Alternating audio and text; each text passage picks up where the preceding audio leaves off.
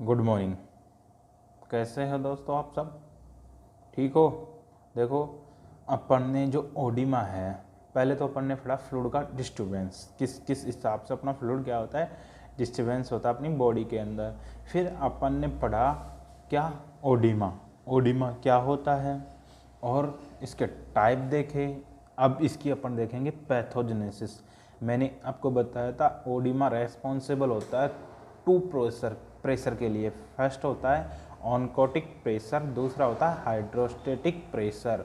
Oncotic pressure वो होता है जो अपनी बॉडी के अंदर फ्लूइड पाया जाता है, मतलब कि प्लाज्मा फ्लूइड, उसके द्वारा मेंटेन किया जाता है। दूसरा होता है हाइड्रोस्टेटिक प्रेशर, वो अपनी कैपिलरी होता है ना, कैपिलरी, और उसके अंदर जो फ्लूइड पाया जाता है उसके द्वारा मेंटेन किया जाता है। अगर इन दोनों में से किसी एक के अंदर डिफरेंस या एबनॉर्मलिटी या कोई पैथोजेनेसिस कंडीशन होती है तो क्या होता है, ओडिमा होता है। ओडिमा होता है free fluid accumulation in the interstitial fluid, interstitial space. ठीक है, ओडिमा मैंने आपको बताया था दो प्रकार का होता है, एक तो लोकलाइज और एक जनरल। लोकलाइज वो होता है जहां एक पर्टिकुलर ऑर्गन या पर्टिकुलर साइट के ऊपर जो ओडिमा डेवलप हो रहा है उसको बोलेंगे अपन लोकलाइज ओडिमा। जनरलाइज वो होता है जहाँ पे पूरी ऑल ओवर बॉडी को क्या करता है, अफेक्ट करता है। फिर मैंने बताया था फिटिंग और non fitting oedema. Fitting oedema वो होता है जब मतलब कि अपन अपनी फिंगर से प्रेशर डाले ओडिमा वाले स्थान पर, और जैसे ही अपन प्रेशर को रिलीज करते हैं वहाँ पर अपनी फिंगर का जो खड्डा है, डिम्पल फॉर्मेशन है, अगर वो वैसे की वैसे ही रहती है तो वो हो गया फिटिंग एडिमा। अगर वो फॉर्मेशन नहीं होता है और बिल्कुल स्किन वैसे की वैसे रिटर्न हो जाती है उसको बोलते हैं अपन नॉन फिटिंग एडिमा। फिर अपन ने देखे थे एग्जीड्यूट और ट्रांजिड्यूट भी देखा था। फिर मैंने आपको बताया था एल्ब्यूमिन, ग्लोबुलिन और फिब्रिनोजन जो प्लाज्मा प्रोटीन होते हैं ऑनकोटिक प्रेशर मेंटेन करता है, इनकी वैल्यू बताई थी। तो मैंने वैल्यू के अंदर थोड़ा गड़बड़ हो गया था। देखो, जो एल्ब्यूमिन होता है वो होता है 4.7, एल्ब्यूमिन होता है 4.7, ग्लोबिन होता है 4.3 होता है एल्ब्यूमिन, और जो ग्लोबिन होता है वो होता है 2.7, और फिब्रिनोजन होता है 0.3। तो ये हो गया टोटल 7.3 mg/dl। ठीक है, दोबारा से बता रहा हूँ, पिछली बार क्या है कि वैल्यू में थोड़ा गड़बड़ हो गया था, मतलब कि मैं भूल गया था। तो एल्ब्यूमिन होता है 4.3 और ग्लोबिन होता है 2.7 और फिब्रिनोजन होता है 0.3। ठीक है, ये मेंटेन करते हैं कौन सा, अपना ऑनकोटिक प्रेशर, किसके अंदर, प्लाज्मा प्रोटीन के अंदर। ठीक है, अब देखते हैं अपन पैथोजेनेसिस ऑफ एडिमा, कि किस प्रकार से एडिमा होता है और क्या क्या पैथोजेनेसिस है जिसकी वजह से क्या होगा, जो फ्लूइड है वो इंटरस्टिशियल स्पेस के अंदर क्या होगा, एक्यूमुलेट होगा और एडिमा कोज करेगा। इसके अलग अलग पैथोजेनेसिस है, मैं एक एक आपको डिस्क्राइब करता जाऊंगा। ठीक है, अब देखते हैं, अपन स्टार्ट करते हैं आज का अपना topic, pathogenesis of oedema. Oedema आप सबको पता ही है क्या होता है। अब आज अपन इसकी देखेंगे क्या, पैथोजेनेसिस। ठीक है, oedema is cause by mechanism. ये क्या है, एडिमा कोज होने की एक मैकेनिज्म है that interferes with normal fluid balance of plasma, interstitial fluid and lymphatic flow। देखो, अपनी बॉडी के अंदर जो फ्लूइड पाया जाता है वो कहाँ होता है, प्लाज्मा फ्लूइड का होता है, एक इंटरस्टिशियल फ्लूइड का होता है और एक लिम्फेटिक फ्लो होता है। ठीक है, इनके अंदर जो फ्लूइड का मतलब ये क्या होता है, फ्री फ्लूइड होता है जो क्या करता है, सर्कुलेट होता रहता है अपनी बॉडी के अंदर। सर, हर एक फ्लूइड का अलग अलग काम है। ठीक है, अगर इनके अंदर कोई इंटरफेरेंस होता है, इनके फ्लूइड बैलेंस के अंदर इंटरफेरेंस होता है तो क्या होता है, ओडिमा कोज होता है। ठीक है, फॉलोइंग मैकेनिज्म में बी अकर सिंगल और in combination of produce oedema. देखो, या तो जो ये अभी मैं आपको बताऊंगा मैकेनिज्म, 6 प्रकार की मैकेनिज्म है। Decrease plasma oncotic pressure, second होता है increase capillary hydrostatic pressure, third होता है लिम्फेटिक ऑब्स्ट्रक्शन, फोर्थ होता है टिश्यू फैक्टर, फिफ्थ होता है इंक्रीज कैपिलरी परमिएबिलिटी, सिक्स होता है सोडियम वाटर रिटेंशन। अब जो ये 6 मैकेनिज्म है ये ओडिमा क्या करती है, कोज करती है। या तो रेस्पॉन्सिबल होगी कौन सी, एक सिंगल मैकेनिज्म, या रेस्पॉन्सिबल होगी क्या, या इन सब का कॉम्बिनेशन किसको कोज करेगा, ओडिमा को कोज करेगा, इन सब का कॉम्बिनेशन मिलकर।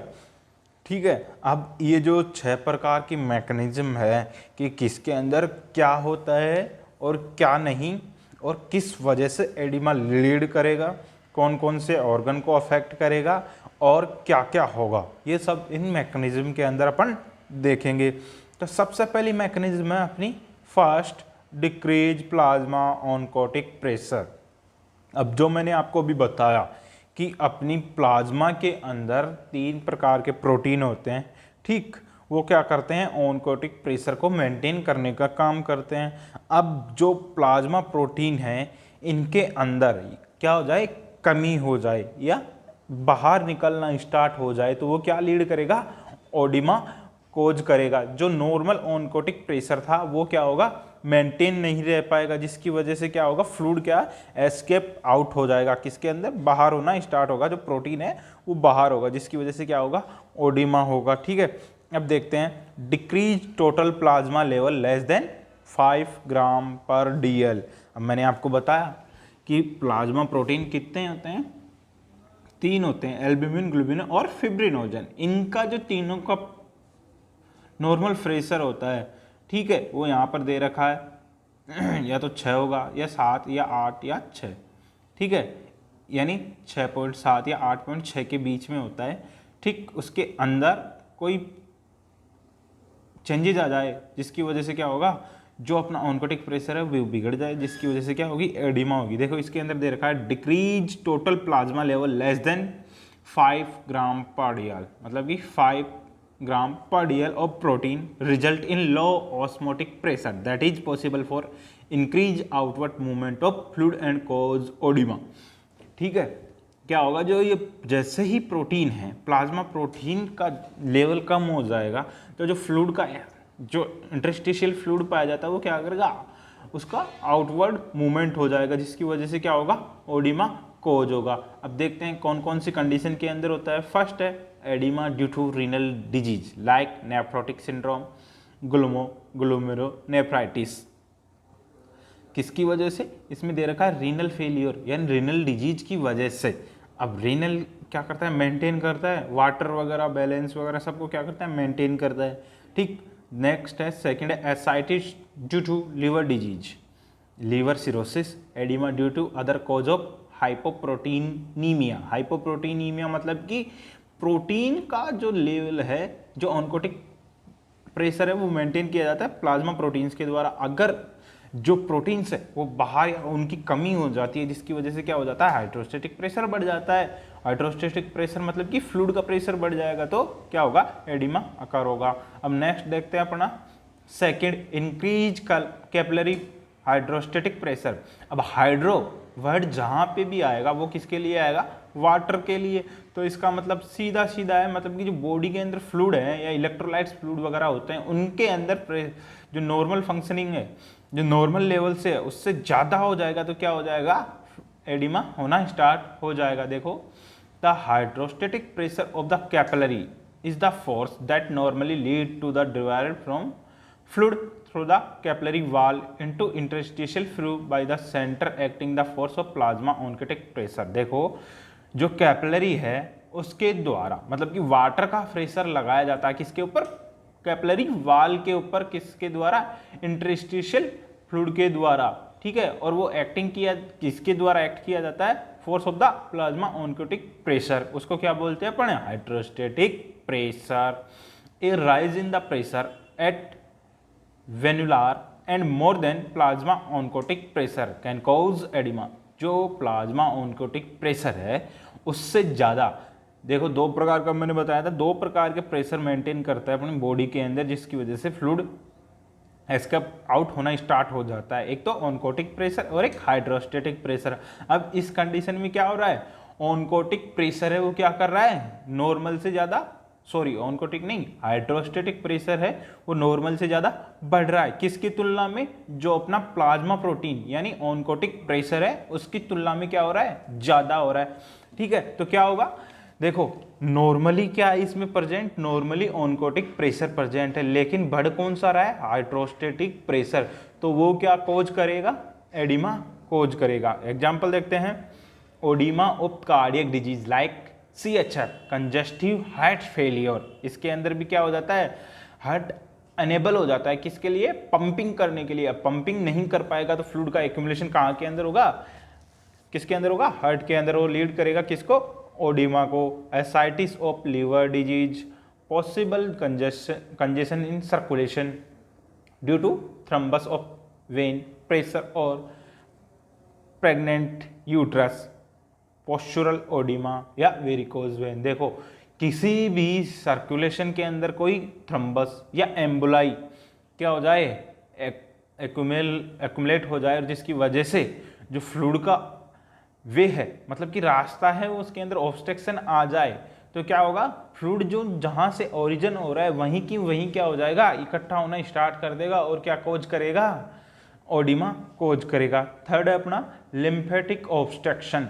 अब लिम्फ नोड है वो किसका काम करते हैं, जो वेस्ट ड्रेनेज है बॉडी के अंदर उसको कलेक्ट करने का काम करते हैं। अगर लिम्फेटिक सिस्टम में कोई ऑब्स्ट्रक्शन हो जाएगा जिसकी वजह से क्या होगा, जो फ्लूइड का जो लाना है, मतलब कि वेस्ट फ्लूइड है उसको ऑब्जर्प्शन करना या वापस लाना है, उसके अंदर क्या हो जाएगी, ऑब्स्ट्रक्शन आ जाएगा, जिसकी वजह से क्या होगा, जो नॉर्मल मात्रा में फ्लूइड ला रहा था वो लेकर नहीं आ पाएगा, जिसकी वजह से क्या हो जाएगा, ओडिमा हो जाएगा। ओडिमा क्यों, ऑब्स्ट्रक्शन हो गया। ऑब्स्ट्रक्शन हो गया तो फ्लूइड जो नॉर्मल फ्लो में जा रहा था वो नॉर्मल फ्लो में ना जाकर की कम जाएगा, जिसकी वजह से जो पीछे की तरफ है वहां पे क्या हो जाएगा, फ्लूइड का एक्यूमुलेशन हो जाएगा, जिसकी वजह से क्या होगा, लिम्फेटिक एडिमा। ठीक है, obstruction to the lymphatic drainage cause localised oedema known as lymphoedema. ये क्या होता है, लोकलाइज्ड एडिमा होता है, ठीक है, और इसको अपन बोलते हैं लिम्फो एडिमा, ठीक है।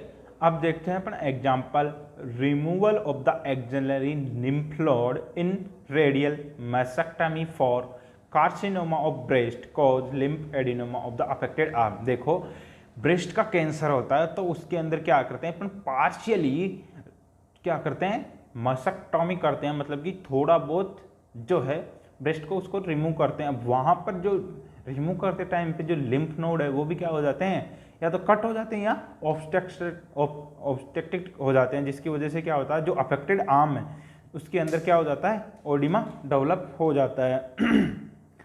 Occlusion of lymphatic channel by malignant cell. Third है obstruction of the lymphatic duct due to outside pressure such as compression by tumour. देखो कहीं लिम्फ नोड है, अब उसके आसपास में कोई भी ट्यूमर होगा, ट्यूमर क्या होता है, एक्सेसिव ग्रोथ करता है। अब एक्सेसिव ग्रोथ करेगा तो क्या है कि वहाँ पे वो ग्रोथ करेगा तो जो लिम्फ नोड है उसको भी क्या करेगा, ऑब्स्ट्रक्ट करेगा, और ऑब्स्ट्रक्ट करेगा। अब लिम्फ नोड का आपको पता ही है क्या काम है, जो फ्लूइड है उसको क्या करना है, वापस लाना है, जो वेस्ट है ना उसको, अब वो क्या करेगा, कंप्रेस हो जाएगा, तो वहाँ पे क्या होगा, ओडिमा होगा। Lymphatic obstruction resulting from paralytic infection, filariasis cause elephantiasis यानी एलिफेंट लेग। ठीक है, ये एक डिजीज कंडीशन है, वो अपन क्या करेंगे आगे देखेंगे। फोर्थ होता है टिश्यू फैक्टर। ठीक है, देखते हैं tissue factor. This is normally not significant. ये क्या है कि कोई मायने नहीं रखता किसके अंदर, एडिमा के अंदर, लेकिन फिर भी किसी किसी कंडीशन के अंदर ये भी क्या होता है, रेस्पॉन्सिबल होता है किसके लिए, एडिमा फॉर्मेशन के लिए। देखो अब इसके अंदर देखते हैं, this is normally not significant enough to cause oedema. ठीक है, ये क्या है, इतना मायने नहीं रखता कि ये क्या करेगा, कॉज करेगा oedema, but some situation tissue factor work with combination of other mechanism. अब देखो जो टिश्यू है, जो ये अदर मैकेनिज्म मैं बता रहा हूं उनके साथ में वर्क करेगा और क्या करेगा, रेस्पॉन्सिबल होगा किसके लिए, ओडिमा फॉर्मेशन के लिए। नेक्स्ट है इंक्रीज कैपिलरी परमिएबिलिटी। ठीक है, ये देखते हैं, normally capillary endothelium is a semi permeable membrane. देखो जो अपनी सेल के अंदर मेम्ब्रेन होती है वो होती है सेमी परमिएबल मेम्ब्रेन, जो परमिट करती है सिर्फ और सिर्फ इसको फ्री फ्लो ऑफ वाटर या crystalloid but allow minimal passage of plasma protein, और प्लाज्मा प्रोटीन को भी क्या करती है, ट्रांसपोर्ट करने का काम करती है। अब कैपिलरी एंडोथेलियम में बी इंजर्ड, अब क्या है कि किसी भी डिजीज कंडीशन की वजह से क्या है कि जो कैपिलरी है, एंडोथेलियम है, वो क्या हो गई, इंजर्ड हो गई, ठीक है। अब उसकी वजह से क्या होगा, कैपिलरी परमिएबिलिटी, अब इसकी वजह से जो फ्री फ्लूइड है वो क्या हो जाएगा, बहुत ही ज़्यादा मात्रा के अंदर एस्केप आउट हो जाएगा, जिसकी वजह से क्या होगा, ऑनकोटिक प्रेशर है वो क्या हो जाएगा, इंक्रीज हो जाएगा। और ऑनकोटिक प्रेशर जैसे ही इंक्रीज होगा तो क्या होगा, जो फ्लूइड है वो बाहर एस्केप आउट हो जाएगा। बाहर किसके अंदर एस्केप आउट होगा, इंटरस्टिशियल स्पेस के अंदर। जैसे ही इंटरस्टिशियल स्पेस के अंदर फ्लूइड एस्केप आउट होगा और एक्यूमुलेट होगा तो वो किसको लीड करेगा, एडिमा को। एग्जाम्पल देखते हैं, localise any allergic reaction, insect bite, topical irritant, drug and chemicals. देखो आप, एक नॉर्मल कंडीशन होती है, ये तो सबके साथ हो गई होगी, कई बार मधुमक्खी अपने को क्या करती है, बाइट करती है। जैसे ही वो बाइट करती है उसके अंदर क्या होती है, एलर्जिक कंडीशन होती है। एलर्जिक कंडीशन होगी, अब उसके अंदर क्या है कि जो अपने फ्लूइड का जो वो क्या है, ऑनकोटिक प्रेशर है वो क्या हो जाता है, बढ़ जाता है, जिसकी वजह से जैसे ही ऑनकोटिक प्रेशर बढ़ेगा जो फ्लूइड है वो अपनी लोकलाइज, जहाँ पे मक्खी ने अपने को बाइट किया है वहाँ पे क्या हो जाएगा, एस्केप आउट हो जाएगा और क्या कोज करेगा, एडिमा कोज करेगा। अब ये तो क्या, लोकलाइज एडिमा के टाइप। अब देखते हैं इसमें आता है general oedema, systemic infection, poisoning, anoxia, anaphylactic reaction. ये क्या कोज करती है, जनरल एडिमा, मतलब कि ऑल ओवर बॉडी को क्या कर लेती है, अफेक्ट कर लेता है, किसके द्वारा, ओडिमा के द्वारा, ठीक है। अब इसके अंदर देखते हैं मेन और सबसे ज़्यादा जो फैक्टर रेस्पॉन्सिबल होता है वो होता है सोडियम वाटर रिटेंशन। देखो एक नॉर्मल कंडीशन है, जहाँ जहाँ सोडियम भगेगा, मतलब कि जहाँ जहाँ सोडियम जाएगा उसके पीछे पीछे क्या आएगा, वाटर जाएगा और वो रिटेंशन करेगा और एडिमा को कोज करेगा। तो इसके अंदर भी ये होता है, देखो salt and water retention is the primary cause of oedema. सब जो प्राइमरी कोज होता है ओडिमा का वो होता है सॉल्ट और वाटर का रिटेंशन, ठीक है। अब इसके अंदर जो सोडियम है, increase sodium retention in usually related to retention of water. अब जहाँ पर भी सोडियम का रिटेंशन बढ़ेगा वहाँ पर भी वाटर का क्या रिटेंशन बढ़ना स्टार्ट हो जाएगा। एंड दिस कंडीशन में lead to increase capillary hydrostatic pressure. अब इस वजह से क्या, अब जहाँ पे वाटर होगा वहाँ पे कौन सा प्रेशर आएगा, हाइड्रोस्टेटिक प्रेशर। अब वाटर आ रहा है तो हाइड्रोस्टेटिक प्रेशर अपने यहाँ पे क्या होगा, बढ़ेगा due to increase plasma volume.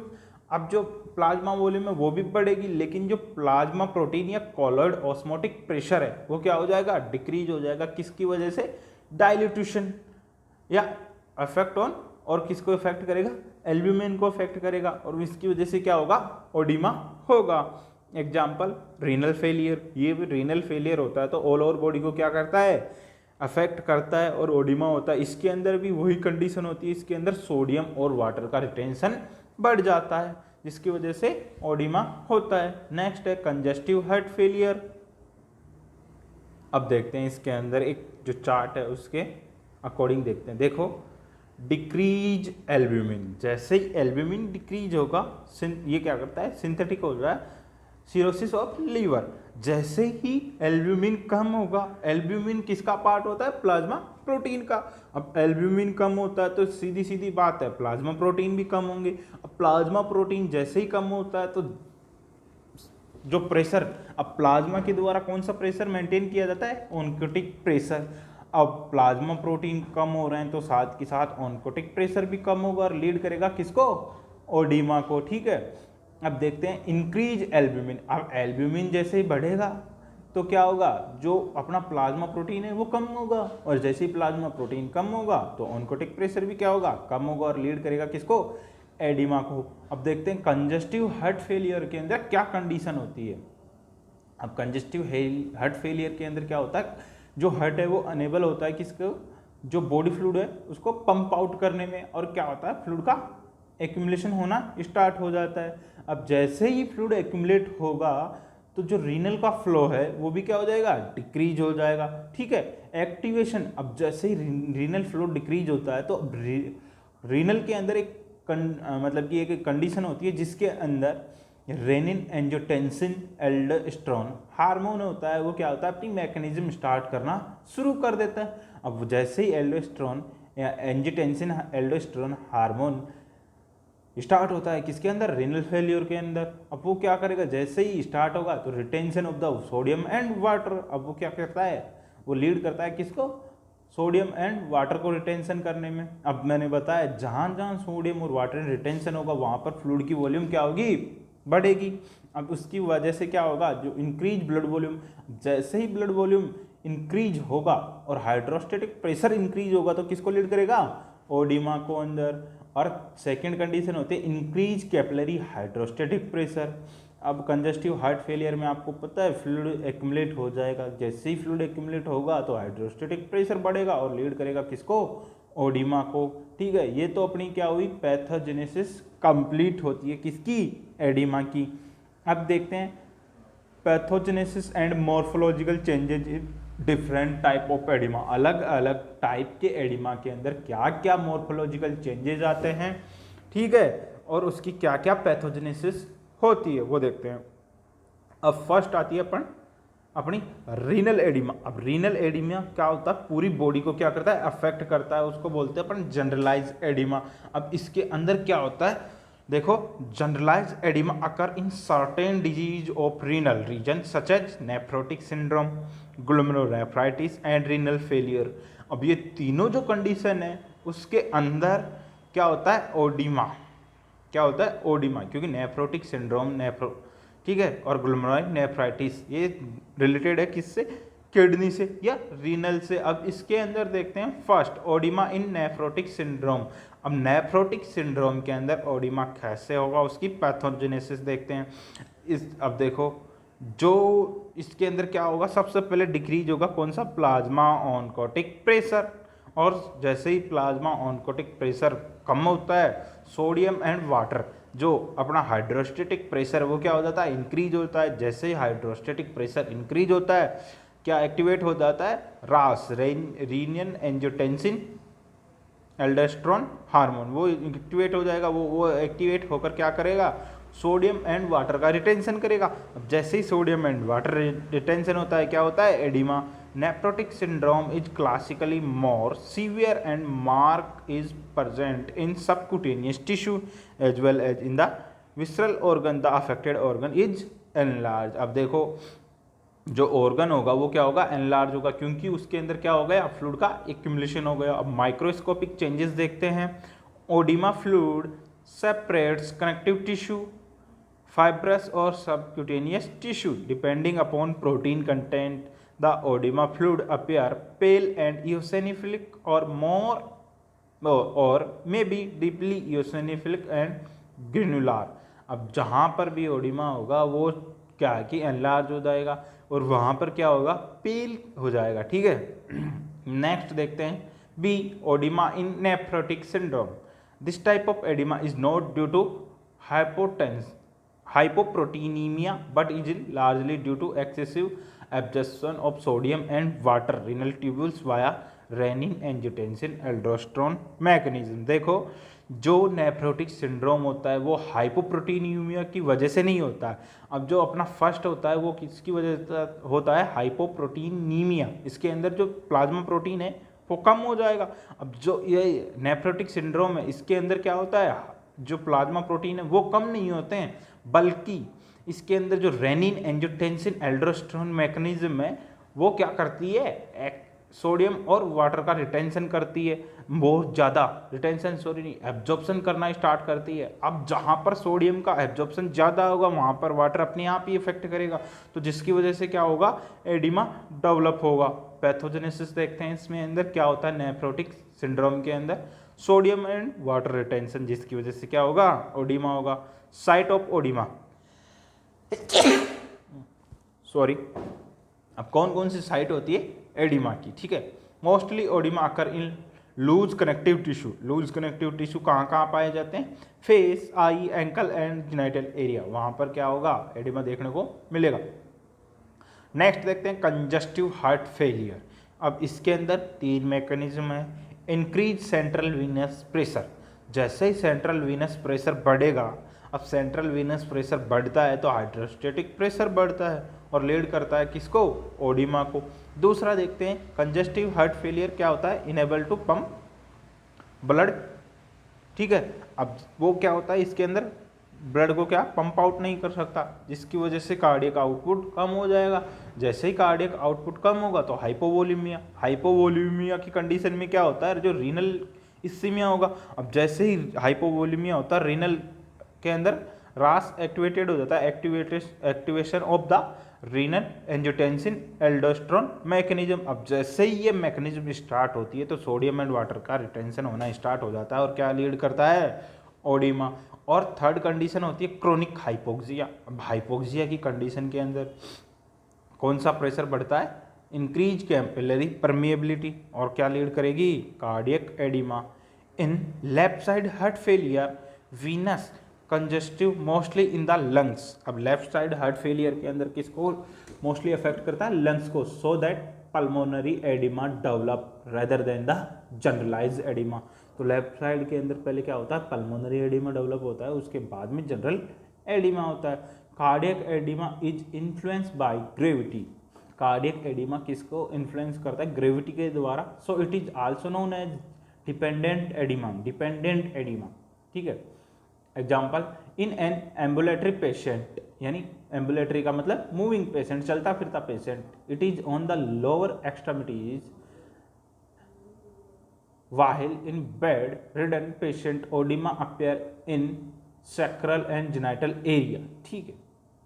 the accumulation of the fluid may also occur in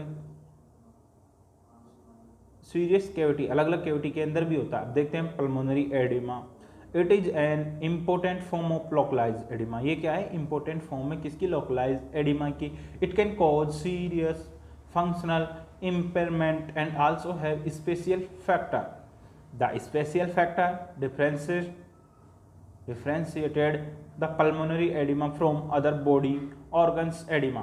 In pulmonary edema, fluid not only accumulate in tissue space but also in the pulmonary alveoli। देखो pulmonary edema के अंदर fluid का accumulation कहाँ, tissue के अंदर न होकर कहाँ पे होता है, पल्मोनरी एल्वेलाई के अंदर, ठीक है। पैथोजेनेसिस देखते हैं, elevation in pulmonary hydrostatic pressure, hydrostatic pressure है उसके अंदर इंक्रीजमेंट हो जाता है, पल्मोनरी वेन ऑब्स्ट्रक्शन हो जाए या तो, या मिट्रल स्टेनोसिस हो जाए, या कार्डियक सर्जरी हो जाए, या लेफ्ट साइड हार्ट फेलियर हो जाए, जिसकी वजह से क्या होगा, इंक्रीज पल्मोनरी वेस्कुलर परमिएबिलिटी। अब इसके अंदर क्या होता है, सेकेंड कंडीशन, पल्मोनरी इन्फेक्शन हो जाए, inhalation of the toxic substance हो जाए, या किसी फ्लूइड को एस्पिरेट हो जाए, या रेडिएशन इंजरी हो जाए, या ARDS एक्यूट रेस्पिरेटरी सिंड्रोम हो जाए। इसकी वजह से क्या होता है, इन सब की वजह से क्या होगा, elevation of the pulmonary hydrostatic pressure, और लीड करेगा किसको, ओडिमा को। अब मॉर्फोलॉजिकल चेंजेस देखते हैं, growth changes, the lungs in pulmonary oedema are heavy and moist. जो लंग्स है वो क्या हो जाएंगे, हैवी और moist, but surface exudate frothy fluid, यानी mixture of the air and fluid. अब इसके अंदर क्या होगा, जो एयर और फ्लूइड का क्या हो जाएगा, मिक्सअप हो जाएगा। माइक्रोस्कोपिक चेंजेस देखते हैं, the alveolar capillary are congested. जो एल्वेओलार कैपिलरी है वो क्या हो जाएगी, कंजेस्टेड हो जाएगी from initially the excessive fluid in the collected into interstitial space, interstitial lung space, ठीक है। वहाँ पे क्या हो जाएगा, फ्लूइड का एक्यूमुलेशन हो जाएगा, and later on the fluid will fill into alveoli space. एल्वेलाई स्पेस के अंदर भी क्या हो जाएगा, फ्लूइड का एक्यूमुलेशन हो जाएगा और लीड करेगा एल्वेओलार एडिमा को। The appearance of the fluid is यूसिनोफिलिक।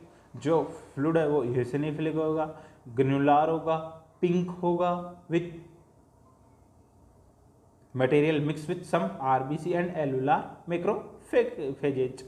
Next देखते हैं fourth, cerebral oedema. Cerebral oedema is the most life threatening condition, या टाइप ऑफ एडिमा, थ्रेटनिंग क्योंकि इसकी वजह से क्या हो जाता है, डेथ भी हो जाता है। The exchange of fluid in brain is perform by blood brain barrier.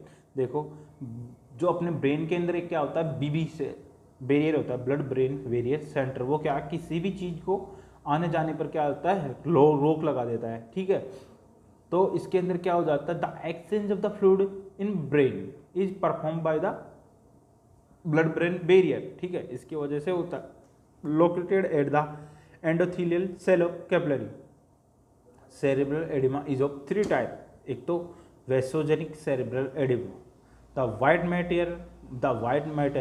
Matter slow soft sustained surface is soft and gratuitous. अब इसके अंदर माइक्रोस्कोपिक चेंजेस देखते हैं। Separation of the tissue element by the oedema, fluid and swelling of the astrocyte perivascular space Virchow Robin is वर्डेड। देखो, vasogenic oedema is the most common type of corresponding oedema where resulting from increase capillary permeability. It is prominent around infection, brain abscess and tumour. Abscess और brain tumour की वजह से क्या होता है, vascular capillary permeability increase हो जाती है, जिसकी वजह से क्या होता है, एडिमा होता है, ठीक है।